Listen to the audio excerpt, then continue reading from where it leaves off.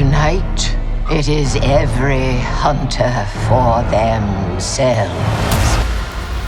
First things first, of all the Marvel IPs, why Werewolf by Night? Did Kevin say, look, Michael looks like a werewolf guy, let's give it to him? It was actually me that said that. When Kevin asked me what it was that I wanted to do, I said Werewolf by Night. I loved it as a kid. I still have my comics from when I was a kid. And I grew up with monster movies. I loved it. That's all I did. Every Saturday was like glued to the television watching monster movies. There's something about the characters in monster movies, especially the monsters themselves, that are so empathetic and so interesting. And I always felt so bad for them because here they were struggling with this thing that they couldn't control, and they would sometimes outsmart that affliction, and sometimes they wouldn't, and sometimes they would cause havoc, and sometimes they would help.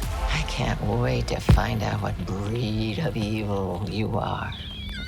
I find those characters very relatable because we all have things in our lives that we struggle with, things that whether it's physical or emotional or whatever. And I think when we watch a monster movie, we can relate to that in them because they're dealing with it, but on a grand scale. When you think about if you had to deal with something as huge as being a werewolf. One of you is a monster. Please don't do this.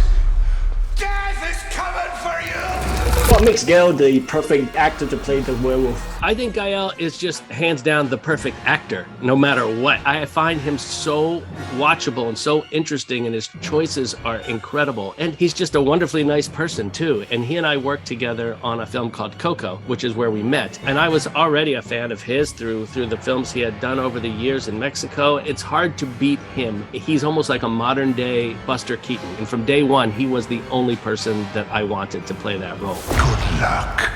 I'll be rotting for you.